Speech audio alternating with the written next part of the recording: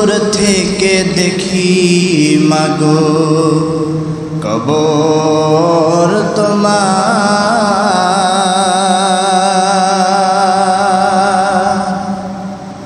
হবে না তোমার সাথে দিদার আমার। দূর থেকে দেখি মাগো কবর তোমার, হবে না তোমার সাথে দিদার আমার। কেন তুমি চলে গেলে একা ফেলে, কেন হারালে মা, কেন হারালে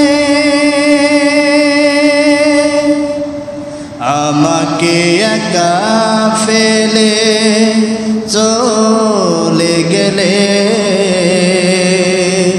পৃথিবীর কষ্ট বুকেতে দিলে, হে দয়াময় জান্নাত দিও আমার মাকে। হে রহমান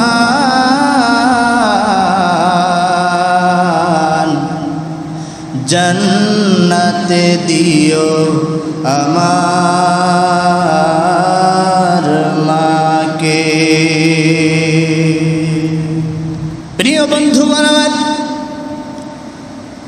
আল্লাহ রাব্বুল আলামিন বলেন وَإِذَا قُرِئَ الْقُرْآنُ فَاسْتَمِعُوا لَهُ وَأَنصِتُوا لَعَلَّكُمْ تُرْحَمُونَ।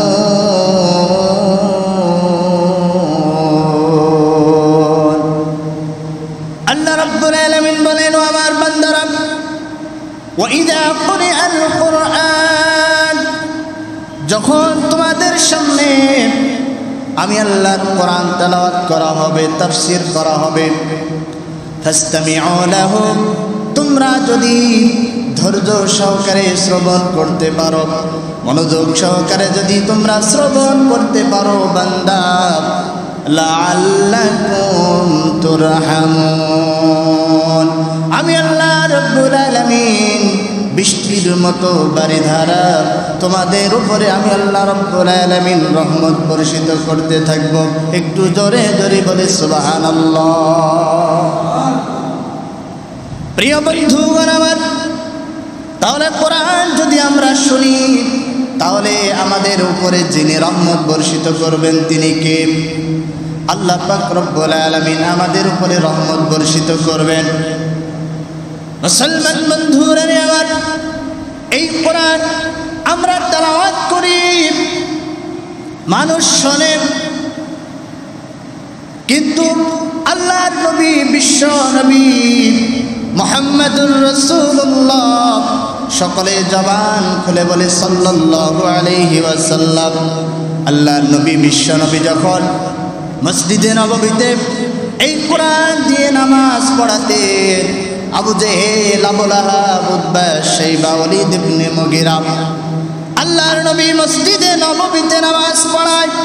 যখন জামাত শুরু হয়ে যায়, আবু জেহেল, আবু লাহাব, উতবা, শাইবা, ওয়ালিদ ইবনে মুগিরা তারা মনে মনে চিন্তা করে, তারা পরিকল্পনা করে, আল্লাহর নবী, বিশ্ব নবী তিনি মসজিদে নববীতে নামাজ আদায় করবেন, যখন নামাজের মুসল্লায় দাঁড়াবেন, আমরা মসজিদে নববীর পাশে এসে হট্টগোল শুরু করে দেব, নাউযুবিল্লাহ।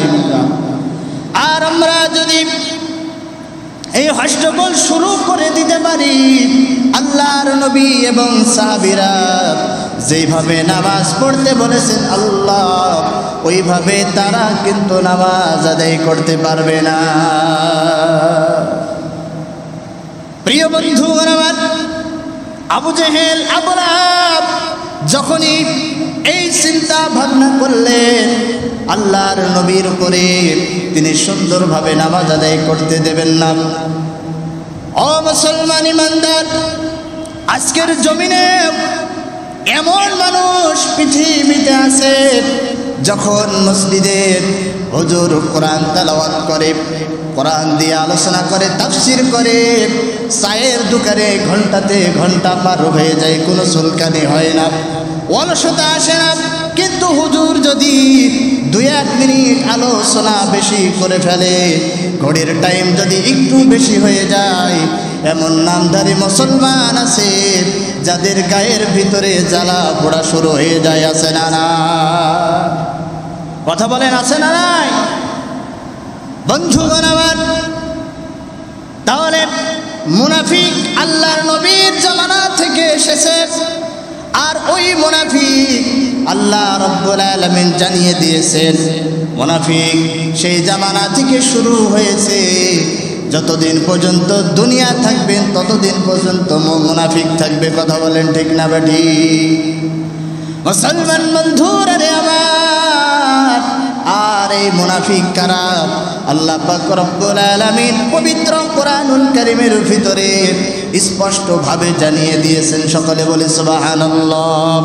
আল্লাহ পাক রব্বুল আলামিন পবিত্র কোরআনুল কারীমের ভিতরে বলেছেন, সূরাতুল আহজাব 1 নম্বর আয়াতে আল্লাহ সুবহানাহু ওয়া তাআলা জানিয়ে দিয়েছেন, আল্লাহ রাব্বুল আলামিন বলেন, ইয়া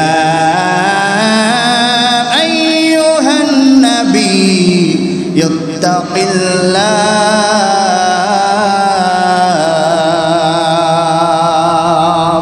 ওয়া লা তুতি'ল কাফিরিন ওয়াল মুনাফিকিন।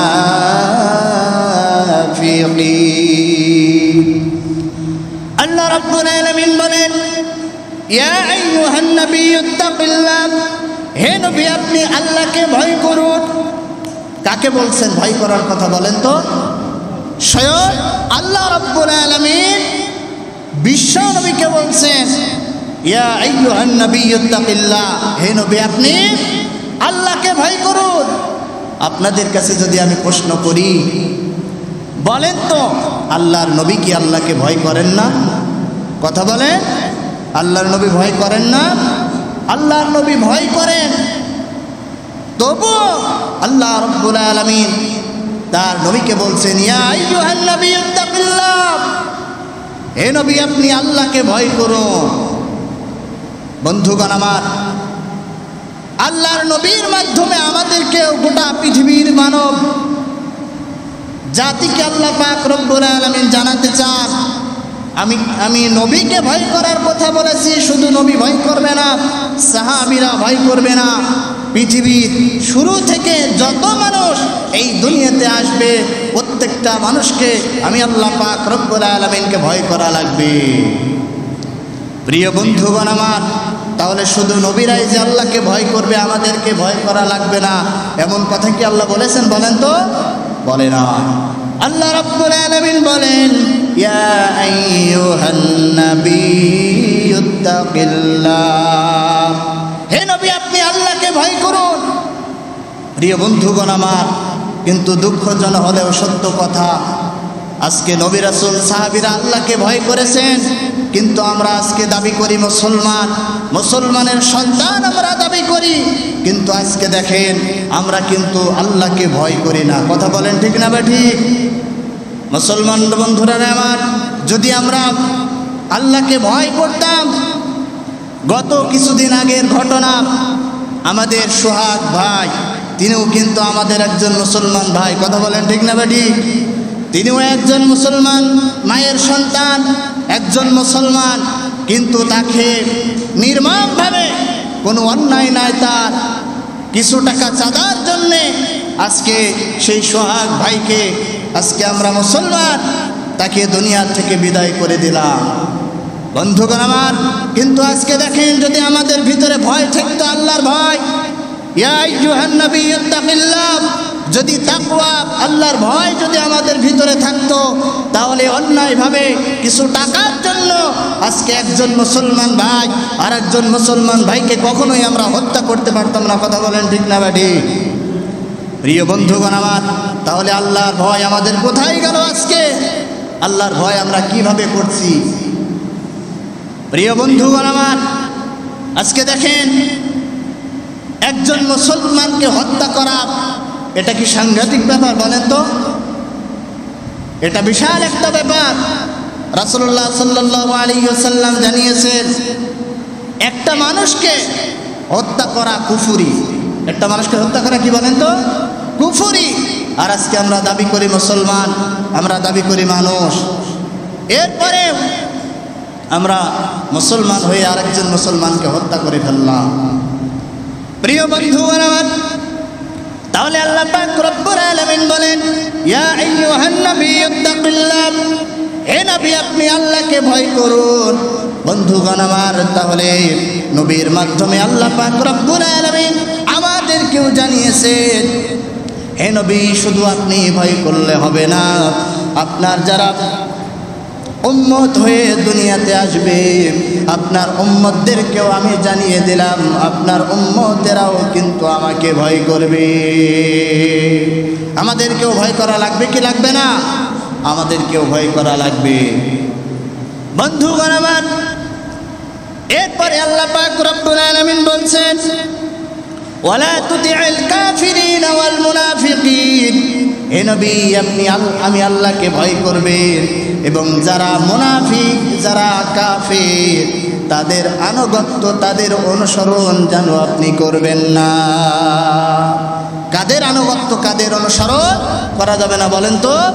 যারা কাফের এবং মুনাফিক। ও দুনিয়ার মুসলমান আল্লাহর গোলাম, তাহলে যারা মুনাফিক এবং কাফের স্বয়ং আল্লাহ রাব্বুল আলামিন বলছেন হে নবী যারা কাফের এবং মুনাফিক তাদের আনুগত্য আপনি করবেন না এবং কি তাদের সাথে বন্ধুত্ব করবেন না, তাদের কথাও আপনি শুনবেন না। প্রিয় বন্ধুগণ আমার, তাহলে মুনাফিক কারা এটাও আমাদের জানার দরকার আছে না নাই? মুনাফিক কারা? আল্লাহ পাক রব্বুল আলামিন মহান রব্বুল আলামিন সূরা নিসার 142 নম্বর আয়াতের মাঝের অংশে আল্লাহ পাক রব্বুল আলামিন জানিয়ে দিয়েছেন। আল্লাহ রব্বুল আলামিন বলেন ইন্নাল মুনাফিকিনা ইউখাদিউনাল্লাহ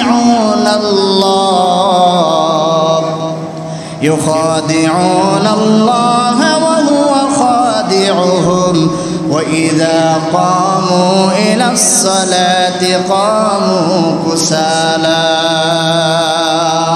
জোরে জোরে বলি আল্লাহু আকবার। আল্লাহ রাব্বুল আলামিন বলেন হে নবী আপনি শুনুন মুনাফিক কারা। মুনাফিককে আপনি সহজেই চিনতে পারবেন না। আল্লাহ কি বলছেন? মুনাফিককে আপনি সহজেই চিনতে পারবেন না। আল্লাহর নবীকে জানান হে নবী আপনি যদি মুনাফিক চিনতে চান তাহলে আপনাকে কয়েকটা জিনিস ফলো করা লাগবে। বন্ধুগণ আমার, মুনাফিক এমন একটা মানুষ, মুনাফিক এমনই একটা মানুষ, মুনাফিক সচরাচর চেনা যায় না। মুনাফিকের মাথায় টুপিও থাকে, মুনাফিকের মাথায় মুখে দাড়িও থাকে, মুনাফিকের গায়ে জুব্বাও থাকে, মুনাফিকদের চেহারাও কিন্তু মুসলমান ইমানদারের মতো লাগে, কিন্তু তাদের ভিতরে যে মুনাফিকি থাকে সেটা স্বয়ং আল্লাহ রাব্বুল আলামিন ছাড়া দুনিয়ার কেউ জানে না। জানে নাকি? আল্লাহ রাব্বুল আলামিন জেনে গোটা পৃথিবীর মানুষদেরকে জানিয়ে দিয়েছেন ওগো নবী আপনি শুনুন ওয়াইদা কামু ইলাস সালাত, মুনাফিক যদি আপনি দেখতে চান যখন আপনি মসজিদের ভিতরে ঢুকবেন তখন আপনি কিছু সংখ্যক মানুষদেরকে যদি ফলো করেন আপনি মুনাফিক ধরা পেয়ে যাবেন। তাহলে মুনাফিক মসজিদের ভিতরেও থাকে, এটা জানা গেল। মুনাফিক কোথায় থাকে? মসজিদের ভিতরেও থাকে। প্রিয় বন্ধুগণ আমার, মুনাফিক কারা? আল্লাহ পাক রব্বুল আলামিন বলেন ওয়াইদা কামু ইলাস সালাত, নামাজের প্রতি উদাসীন। নামাজের প্রতি কি বলেন তো? উদাসীন। নামাজের ভিতরে কোনো মনোযোগ নাই। নামাজে দাঁড়িয়েছে দোকানের হিসাব করতেছে, নামাজে দাঁড়িয়েছে ঠিকমতো রুকু নাই, সেজদা নাই। এরকম মুনাফিক আছে না নাই বলেন তো? আছে। তাহলে মুনাফিক চিনার 1 নম্বর উপায় কি বলেন তো? নামাজের ভিতরে মুনাফিক। নামাজের ভিতরে মুনাফিকি। প্রিয় বন্ধুগণ আমার, আল্লাহ রাব্বুল আলামিন বলেন, হে নবী আপনি শুনুন, আল্লাহ পাক রব্বুল আলামিন বলে দিয়েছেন, ইন্নাল মুনাফিকিন, মুনাফিক তো ওই সমস্ত লোক যারা প্রতিনিয়ত আমি আল্লাহর সাথে ধোঁকাবাজি করে। কি করে? ধোঁকাবাজি করে। আর এই ধোঁকাবাজি সবচাইতে বেশি হয় নামাজের ভিতরে। প্রিয় বন্ধুগণ আমার, নামাজের ভিতরে কিভাবে মুনাফিকি থাকে আল্লাহ পাক রব্বুল আলামিন আল্লাহর নবীকে জানিয়েছে, হে নবী আপনি মুনাফিকি কিভাবে পাবেন? যেই সময় তারা নামাজে দাঁড়াবে ঠিকমতো রুকুও করবে না এবং রুকুর তাসবিহ 3 বার 5 বার অথবা 7 বার আল্লাহ পাক রব্বুল আলামিন পড়ার কথা বলেছেন। তারা 3 বার 5 বার 7 বার পড়ুক বা না পড়ুক, তারা পড়বে ঠিক আছে, কিন্তু সুবহান রাব্বিয়াল আযীম এর ভিতরে আল্লাহ পাক রব্বুল আলামিন কি বলেছেন এটা তারা না বুঝেই পড়বে। সুবহান রাব্বিয়াল আযীম এর ভিতরে কি আছে অধিকাংশ নামাজি কিন্তু আমরা জানি না। কথা বলেন ঠিক না ঠিক? আর এটা যদি আমরা জানতাম তাহলে আজকে আমাদের নামাজ সুন্দর হয়ে যেত। যেত কিনা বলেন তো? যেত। প্রিয় বন্ধুগণ আমার, তাহলে স্বয়ং আল্লাহ পাক রব্বুল আলামিন বলছেন, হে নবী আপনি মুনাফিক যারা কাফের তাদের কথাও শুনবেন না, তাদের সাথে আপনি বন্ধুত্বও করবেন না। প্রিয় বন্ধুগণ আমার, মুনাফিক এমন একটা ভয়ঙ্কর জিনিস, এই মুনাফিক এমন একটা ভয়ঙ্কর জিনিস, কোনো ইমানদার কোনো মুমিনের মাঝে যদি মুনাফিকি থাকে, স্বয়ং আল্লাহ পাক রব্বুল আলামিন বলছেন তার জীবনের যত আমল আছে সব আমলকে আল্লাহ পাক রব্বুল আলামিন ওই মুনাফিকের ধোঁকার কারণে আল্লাহ পাক রব্বুল আলামিন সব বরবাদ করে দেবে। নাউযুবিল্লাহি মিন যালিক। প্রিয় বন্ধুগণ আমার, তাহলে আমরা যদি দাবি করি ইমানদার, আমরা দাবি করি মুসলমান, তাহলে যারা মুনাফিক তাদের সাথে আমাদের কি নাই বলেন তো? কোনো সম্পর্ক না। একজন ইমানদার মুমিন তাদেরকে কখনোই মুনাফিকের সাথে সম্পর্ক থাকতে পারে না। প্রিয় বন্ধুগণ আমার, তাহলে আল্লাহ পাক রব্বুল আলামিন বলেছেন মুনাফিক যদি চিন্তা হয়, ওয়াইদা কামু ইলাস সালাতি কামু সালাইরাউনান নাস। মুনাফিক এমনই একটা জিনিস, সব সময় আল্লাহকে ধোঁকা দেওয়ার জন্য তিনি চিন্তা ভাবনা করেন। প্রিয় বন্ধুগণ আমার, তাহলে আপনাদেরকে বলি, এই মুনাফিক হয়ে কি আমরা কবরে যেতে চাই বলেন তো? কথা বলেন, মুনাফিক হয়ে আমরা কবরে যেতে চাই? কবরে যাওয়া যাবে না। দুনিয়াতে কিছু সময়ের জন্য আমরা এসেছি। কথা বলেন ঠিক না বাড়ি? কিছু সময়ের জন্য আমরা এই দুনিয়াতে এসেছি। দেখেন আল্লাহর নবী, বিশ্ব নবীর সাহাবীরা, তারা কি দুনিয়ার পাগল ছিলেন না আখিরাতের পাগল ছিলেন বলেন তো? আখিরাতের পাগল ছিলেন। আল্লাহর নবীর জন্য, দ্বীনের জন্য, আল্লাহর জন্য তাদের জীবন, জান এবং মালকে সব তারা আল্লাহর রাস্তায় ব্যয় করেছেন এবং বিশ্ব নবীর জন্য তারা ব্যয় করে দিয়েছেন। সুবহানাল্লাহ। আল্লাহর নবীর একজন সাহাবী হযরতে হানজালা রাদিয়াল্লাহু তাআলা আনহু, আল্লাহর নবীর এই সাহাবী গভীর রজনীতে তার গোসল ফরজ হয়ে গিয়েছে। এমন তো অবস্থায় তিনি গোসল করার জন্য স্ত্রীকে বললেন আমি গোসল করতে গেলাম। গোসল করতে গেলেন, গোসলখানার ভিতরে যখনই সাহাবী প্রবেশ করলেন, প্রবেশ করার সঙ্গে সঙ্গে তিনি মাথায় পানি ঢেলবেন, এমন সময় হঠাৎ করে কে যেন ওহীর মাধ্যমে জানিয়ে গেল, ও হানজালা তুমি এই মুহূর্তে গোসল করতে যাইতেছ। কিন্তু কাফের বেঈমানেরা আল্লাহর নবী, বিশ্ব নবীকে তারা দুনিয়া থেকে বিদায় করার জন্য পরিকল্পনা করে ফেলেছে।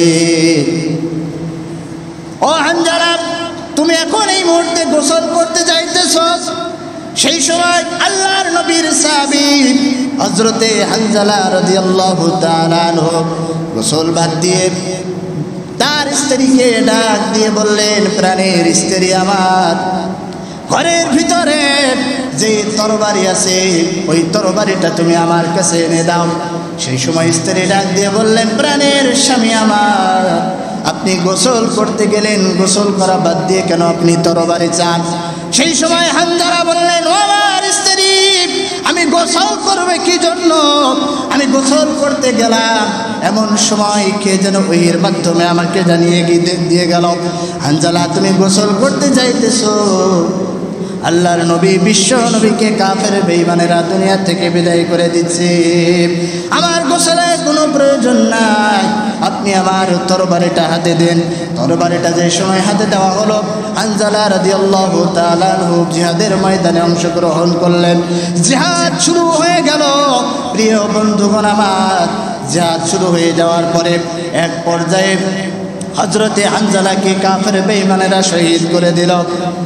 যখন জিহাদ শেষ হয়ে গেল, আল্লাহর নবী, বিশ্ব নবী সাহাবীদেরকে বললেন, আমার সাহাবীরা, এই জিহাদের ময়দানে যতগুলা লাশ আছে প্রত্যেকটা লাশ তোমরা আমার সামনে নিয়ে আনো। এই কথা বলার সঙ্গে সঙ্গে একজন মহিলা ওই জিহাদের ময়দানে অংশগ্রহণ করলেন। জিহাদের ময়দানে অংশগ্রহণ করার পরে ওই মহিলাটা আল্লাহর নবী, বিশ্ব নবীকে ডাক দিয়ে বললেন, ইয়া রাসূলুল্লাহ, ইয়া হাবিবাল্লাহ, আমি এই জিহাদের ময়দানে এসেছি। ইয়া রাসূলুল্লাহ, ইয়া হাবিবাল্লাহ, আমার স্বামীর গোসল ফরজ ছিল, কিন্তু গোসল না করে আমার স্বামী এই জিহাদের ময়দানে চলে এসেছে। সেই সময় বিশ্ব নবী বললেন, আমার মা, তোমার স্বামীর নাম কি? সেই সময় ওই মহিলাটা বললেন, ইয়া রাসূলুল্লাহ, ইয়া হাবিবাল্লাহ, আমার স্বামীর নাম হলো হযরতে হানজালা। বিশ্ব নবী সাহাবীদেরকে বললেন, ও আমার সাহাবীরা, দেখো তো এই হানজালার লাশটা কোন জায়গায় আছে? বন্ধুগণ আমার, হানজালার লাশটা এক কন্যারে পড়েছিল। যখন হানজালার লাশটা খোঁজার জন্য সাহাবীদেরকে পাঠানো হলো, কোনোভাবেই জিহাদের ময়দান থেকে হানজালার লাশ খুঁজে পাওয়া যায় না। যখনই সাহাবীরা বললেন, ইয়া রাসূলুল্লাহ, ইয়া হাবিবাল্লাহ, হানজালার লাশ তো এই জিহাদের ময়দানে খুঁজে পাওয়া যায় না, আল্লাহ পাক রব্বুল আলামিন সাথে সাথে হযরতে জিবরাইল আলাইহিস সালামকে পাঠিয়ে দিলেন। ও জিবরাইল, তুমি যাও, হযরতে আল্লাহর নবী, বিশ্ব নবীকে জানিয়ে দিয়ে এসো, আমার বন্ধুকে তুমি সুসংবাদ জানিয়ে দিয়ে আসো, হযরতে হানজালার গোসলের কোনো প্রয়োজন নাই। ওই জিহাদের ময়দানে আল্লাহ পাক রব্বুল আলামিন কুদরতের মাধ্যমে হযরতে হানজালার লাশ নিজ দায়িত্বে আল্লাহ পাক রব্বুল আলামিন পবিত্র করে দিয়েছেন। সুবহানাল্লাহ। প্রিয় বন্ধুগণ আমার, যখনই এই কথা শুনলেন, কিছুক্ষণ পরে আল্লাহর নবী, বিশ্ব নবীর সামনে হানজালার লাশটা নিয়ে চলে আসা হলো। আল্লাহর নবী, বিশ্ব নবী লক্ষ্য করে দেখতে পেলেন হযরতে হানজালার দাড়ি মোবারক দিয়ে জান্নাতের পানি অঝরে পড়তেছে। প্রিয় বন্ধুগণ আমার, অঝরে হযরতে হানজালার দাড়ি মোবারক দিয়ে জান্নাতের পানি পড়তেছেন। সেই সময় আল্লাহর নবী, বিশ্ব নবী সকল সাহাবীদেরকে বললেন, ও আমার সাহাবীরা, এই দুনিয়াতে আমরা ক্ষণেকের জন্য এসেছি। এই দুনিয়া থেকে যদি আমরা জান্নাত ক্রয় করে নিয়ে যেতে পারি, নিয়ে যেতে চাই, অবশ্যই অবশ্যই আল্লাহ পাক রব্বুল আলামিন আমাদের জান এবং মাল, আমাদের জীবন দান করেছেন, সেই আল্লাহর রাস্তায় ব্যয় করা লাগবে। প্রিয় বন্ধুগণ আমার, সাহাবীরা আল্লাহর রাস্তায় জীবন ব্যয় করার জন্য, রক্ত দেওয়ার জন্য তারা সব সময় তৈয়ার ছিলেন। কথা বলেন ঠিক না বেটি? প্রিয় বন্ধুগণ আমার, আজকে দেখেন, আমরা দাবি করি মুসলমান, আমরা আল্লাহর রাস্তায় আমাদের জীবন ব্যয় করার জন্য কিন্তু আমরা তৈয়ার নেই। আমরা মুসলমান, আমরা দাবি করি কিভাবে আরেকজন মুসলমানকে হত্যা করা যায়। কথা বলেন ঠিক না বেটি? এরকম মন মানসিকতা যদি আমাদের ভিতরে না থাকতো, অন্যায়ভাবে কিছু সংখ্যক চাঁদার জন্য আমাদের সোহাগ ভাইকে কিন্তু কখনোই হত্যা করা হতো না। কথা বলেন ঠিক না বেটি? আমরা আমাদের যিনি সরকার আছেন ডক্টর ইউনূস, আমরা ডক্টর ইউনূসকে জানাবো, ডক্টর ইউনূসকে আমরা জানাতে চাই যেইভাবে সোহাগ ভাইকে হত্যা করেছে 22 থেকে 23 কেজি ওজনের পাথর দিয়ে সোহাগ ভাইয়ের বুকের উপরে সেই পাথর দিয়ে নির্মমভাবে সেই পাথরের মাধ্যমে দুনিয়া থেকে বিদায় করা হয়েছে। আমরাও বলতে চাই, যারা সোহাগ ভাইকে দুনিয়া থেকে বিদায় করে দিয়েছেন, যারাই বিদায় করেছেন, তাদেরকে বাইতুল মুকাররমের সামনে নিয়ে ওই পাথরের মাধ্যমে তাদেরকে দুনিয়া থেকে বিদায় করতে হবে। কথা বলেন ঠিক না বেঠি? আমরা যদি মুসলমান দাবি করে থাকি আর একজন মুসলমান ভাইকে দুনিয়া থেকে বিদায় করে দেবেন, এটা কখনোই আমরা সহ্য করতে পারবো না। কথা বলেন ঠিক না বেঠি? আমরা সকলে রাজি আছি তো? আমরা সকলে আল্লাহ পাক রব্বুল আলামিনের কাছে দোয়া করব, আল্লাহ পাক রব্বুল আলামিন যেন আমাদের সোহাগ ভাইকে আল্লাহ পাক রব্বুল আলামিন মাফ করে দেন এবং তার জীবনের যত গুনাহ খাতা আছে আল্লাহ পাক রব্বুল আলামিন যেন মাফ করে দেন। ওয়া আখিরি দাওয়ানা আলহামদুলিল্লাহ।